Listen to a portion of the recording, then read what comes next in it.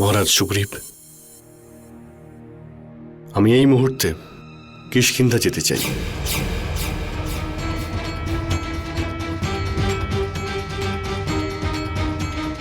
আমি কিষ্কিন্ধায় গিয়ে বালিকে যুদ্ধে আহ্বান করব।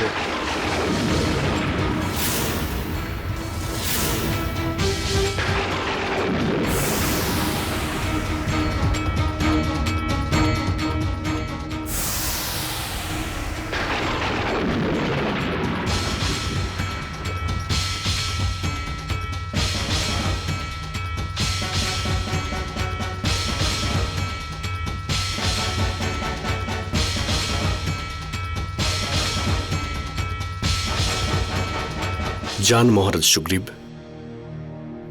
বালিকে যুদ্ধের নিমন্ত্রণ দিন। যথা আজ্ঞা রঘুনন্দন।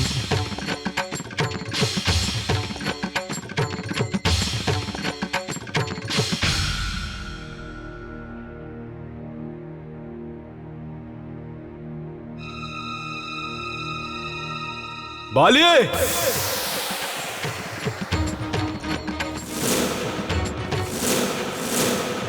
কাপুরুষ বাইরে আয় তুই। বালি, কোথায় আছো তুমি? তোমার সাথে যুদ্ধ করতে চাই আমি। বাইরে এসো বালি, লুকিয়ে রয়েছো কেন ভিতরে? এটা তো সুগ্রীবের কণ্ঠস্বর। হ্যাঁ, ওই এসেছে। ওর মধ্যে এত সাহস কোথা থেকে এলো যে এত বছর পরও আবার কিষ্কিন্ধায় ফিরে এসেছে? বালি, বাইরে এসো কাপুরুষ। আমার কণ্ঠস্বর শুনে ভয় পেয়ে গেছো? বাইরে এসো। মনে হচ্ছে আমার স্বামী আমাকে নিয়ে যাওয়ার জন্য ফিরে এসেছেন। বাইরে এসো। বলতে দিন, বলে নিজেই চলে যাবে। না তারা, ও বালিকে যুদ্ধে আহ্বান করেছে। আমি ওকে জীবিত ছাড়বো না আজকে। এই বালি, বাইরে এসো।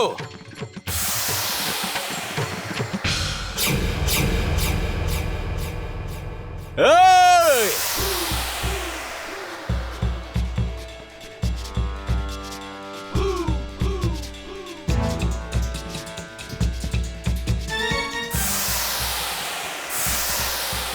অনেক দিন হয়ে গেছে মার খাসনি না?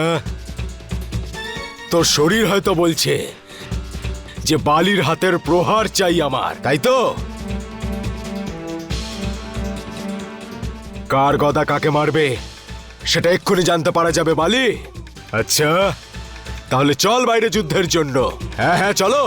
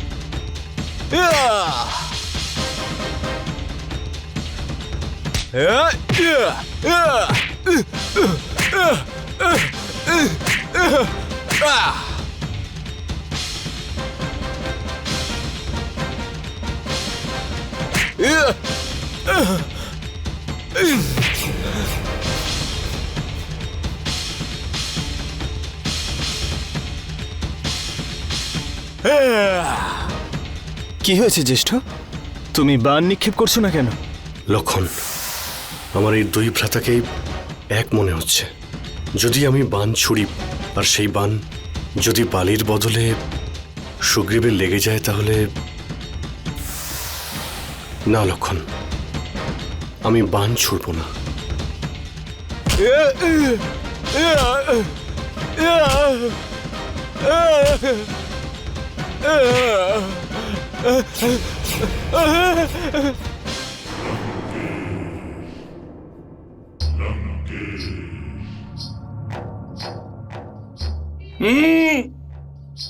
সুন্দরী, আমাকে স্বাগত জানাবার জন্য উঠে দাঁড়াবার দরকার নেই। বসো, বসে পড়ো সুন্দরী। তোমাকে স্বাগত জানাবে আমার স্বামী প্রভু শ্রী রামচন্দ্রের তীক্ষ্ণ বাণ। তোমার এই রাগ অত্যন্ত মনোমোহিনী সীতা। আমার স্বামীর তীক্ষ্ণ বাণের আবেশ তুমি সহ্য করতে পারবে না দুষ্ট। সীতা, তোমার এই শব্দের বাণ আমার শরীরে শিহরণ জাগছে। আর তুমি রামের দর্শন কখনোই পাবে না। রাম অযোধ্যায় ফেরত চলে যাবে, অথবা তোমাকে খুঁজতে খুঁজতে মৃত্যুবরণ করবে।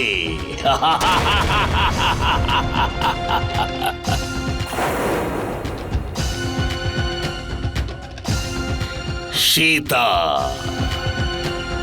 আমি তোমাকে বোঝাবার জন্য আরো একবার তোমার কাছে এসেছি। তুমি আমাকে বিবাহ করো, তারপরেই ত্রিভুবনের রানী হয়ে যাও। এতেই তোমার ভালো হবে। দুষ্ট পাপী। সীতা, শুনেছি যে রাম একটা প্রতিজ্ঞা নিয়েছে, কিন্তু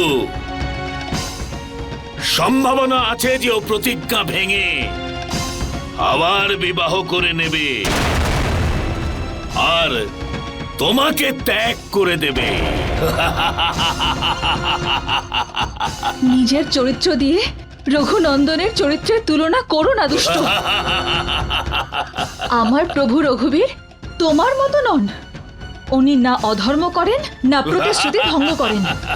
ওনার বিনাশকারী ধনুক থেকে নির্গত প্রত্যেক বাণ লক্ষ্যভেদ অবশ্যই করে। তোমার যত বড় বড় কথা বলার আছে বলে নাও। যখন প্রভু রঘুনন্দন লঙ্কায় আসবেন তখন তোমার জিহ্বা কথা বলতেই ভুলে যাবে। তোমার গুপ্তচরের আনা সংবাদ তোমার কাছে পৌঁছে গেছে নিশ্চয়ই। রঘুনন্দন একটা বাণ দিয়ে একসঙ্গে 7টা বৃক্ষের ভেদন করেছেন। এই সংকেতকে বুঝে নাও দুষ্ট, আর তুমি ওনার শরণে যাও। অন্যথায় আমার স্বামী তার একটা বাণ দিয়েই তোমার 10টা মাথা একসাথে ধর থেকে আলাদা করে ধুলোয় মিশিয়ে দেবেন। সীতা,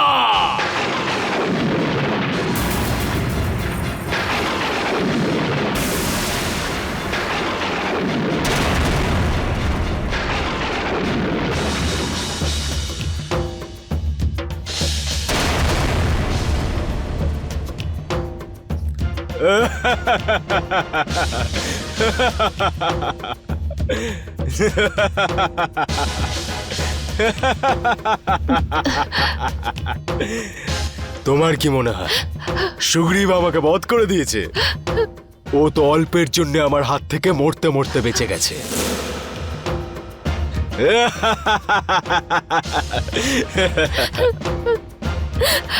বালি অন্যদেরকে হারানো আর মৃত্যু দেওয়ার জন্য জন্ম নিয়েছে।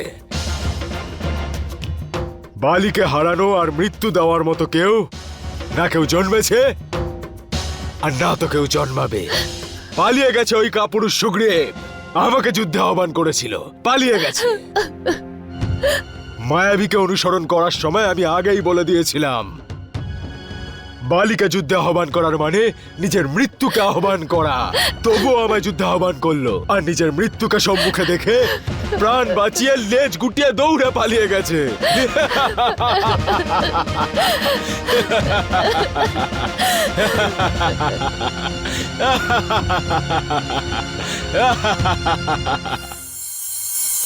ও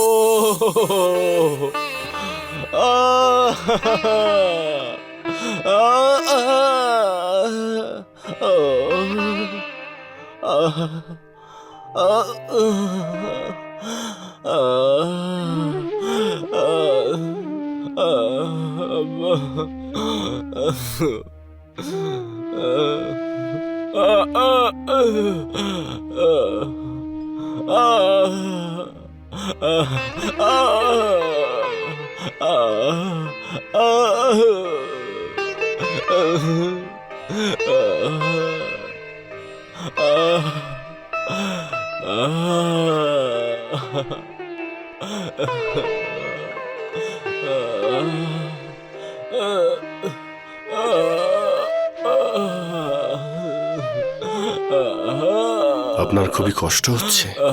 হ্যাঁ রঘুনন্দন, এই এই ব্যথাও আপনারই দিন। না তো বালির সাথে আমায় যুদ্ধ করতে বলতেন, আর না তো আমার আজ এই পরিস্থিতি হতো। আমি আপনাকে প্রথমেই বলেছিলাম যে আমি যুদ্ধে বালির সম্মুখে দাঁড়াতেও পারবো না। আমি প্রতীক্ষা করছিলাম যে আপনি বালির উপরে বাণ নিক্ষেপ করবেন, কিন্তু কিন্তু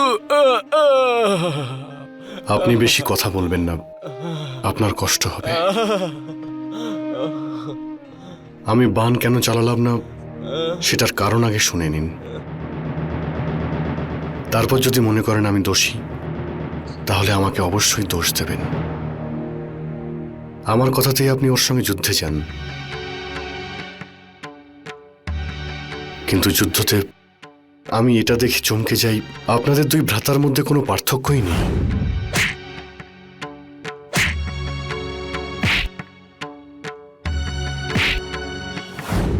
দুই ভ্রাতারই একই শরীর, একই রকম বেশভূষা, একই রকম শক্তি, এমনকি আক্রমণ করার একই রকম কৌশল। যাও, বান চালালে আমি কার উপর চালাতাম? আমি বুঝতে পারছিলাম না যে আমার শত্রু কে।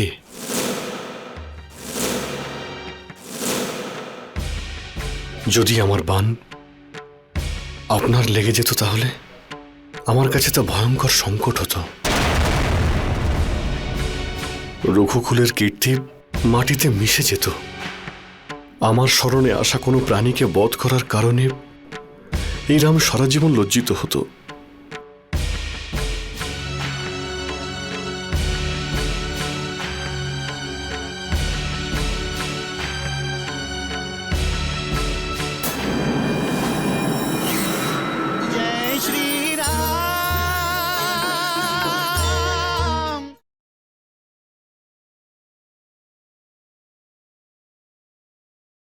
जय श्री राम।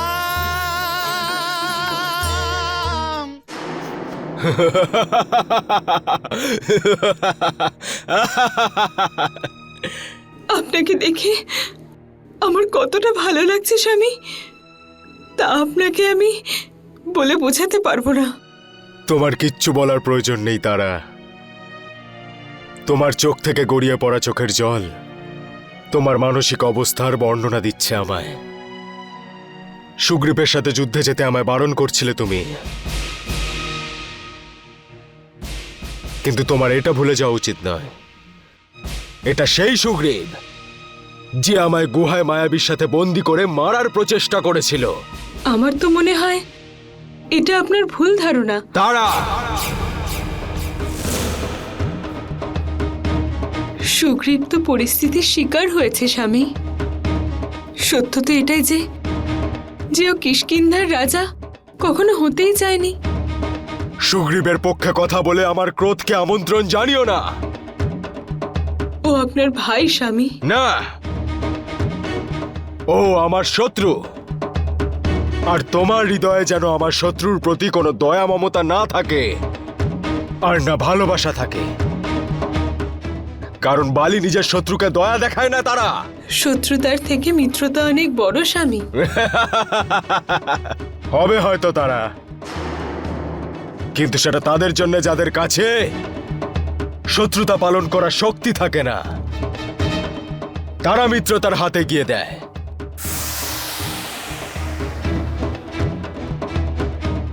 আশ্রয়ে আসার আরেক নাম মিত্রতা তারা। দয়া, শান্তি বা ক্ষমা করলে তাহলে আপনি ছোট হবেন না স্বামী।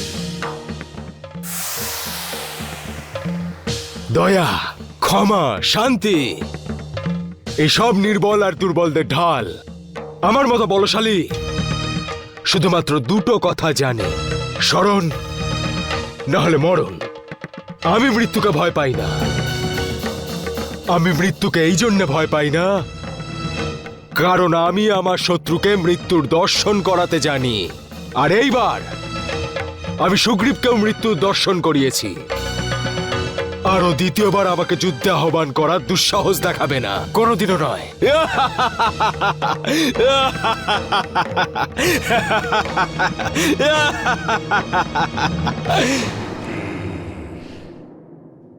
না মাতা ত্রিজটা, রঘুনন্দনের প্রতি আমার বিশ্বাস কখনোই ভঙ্গ হতে পারে না। আচ্ছা, তাহলে তোমার রঘুনন্দন এখনো এলেন না কেন? চিন্তা করো না, উনি আসবেন, অবশ্যই আসবেন। আর যখন উনি আসবেন তখন সম্পূর্ণ লঙ্কা সেটা জেনে যাবে। উনি তো এখন কেবল ঋষিমুখ পর্বতেই পৌঁছেছেন, আর তাতেই তোমাদের দশানন রাবণের হৃদস্পন্দন বৃদ্ধি পেয়েছে। তুমি একদম ঠিক বলেছ। এই সংবাদ শুনে মহারানী মন্দোদরীও আত্মবিশ্বাস হারিয়ে ফেলেছেন।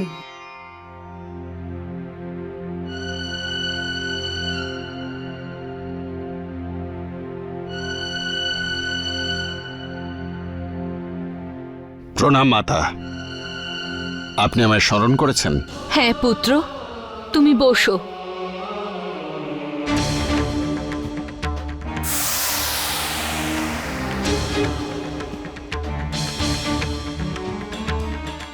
মাতা, আপনি চিন্তিত? হ্যাঁ পুত্র, সেজন্যই তোমায় ডেকেছি। তুমি আমার চিন্তা দূর করতে পারো। আদেশ করুন মাতা।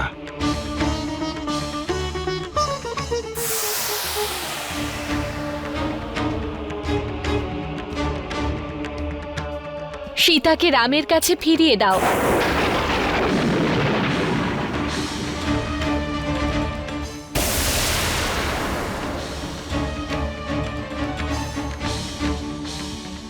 এই কাজ তুমিই করতে পারো।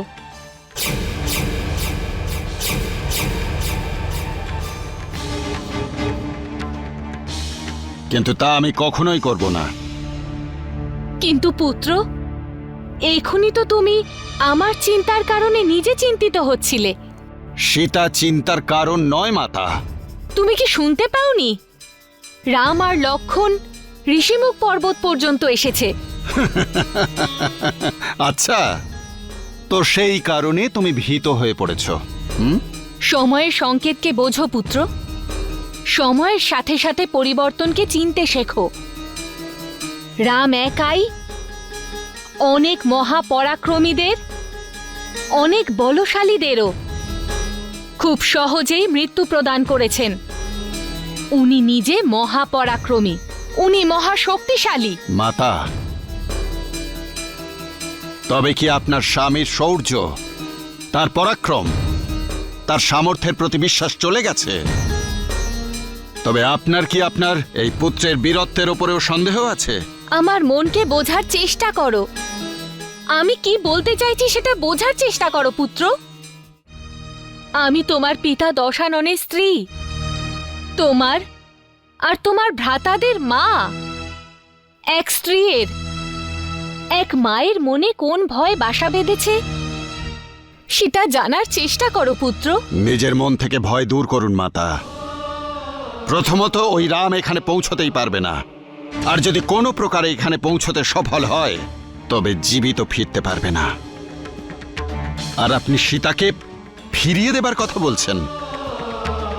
যদি আমি সীতাকে ফিরিয়েও দিই মাতা, তবে এটা পিতাশ্রীকে অপমান করা হবে মাতা, আর আমি এটা কখনোই করতে পারবো না।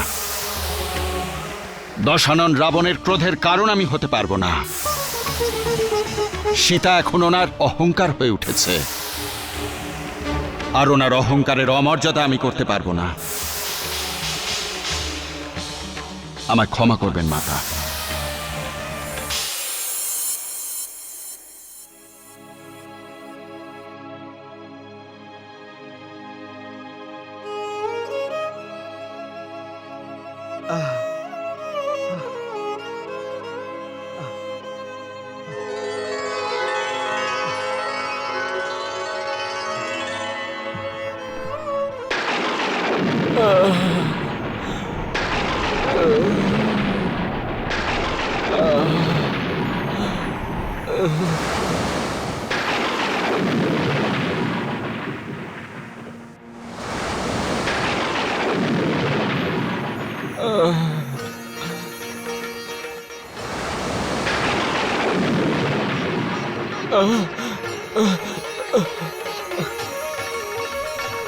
রঘুনন্দন, এ কিরূপ স্পর্শ! আমার সমস্ত কষ্ট দূর হয়ে গেল।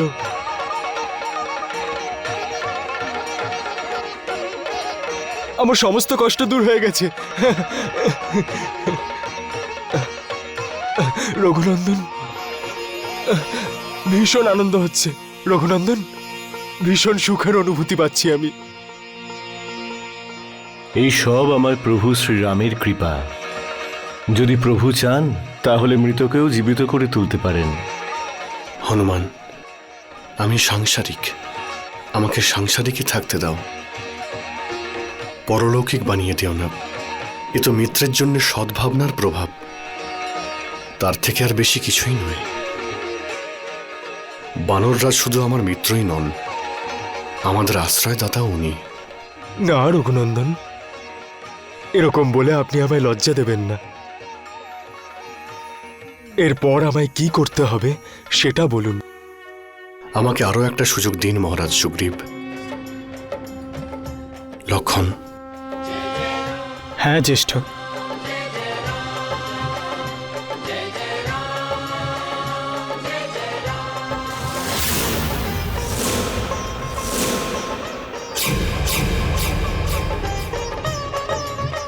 মহারাজ সুগ্রীব,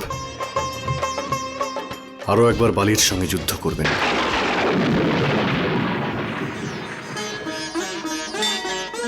जय श्री राम।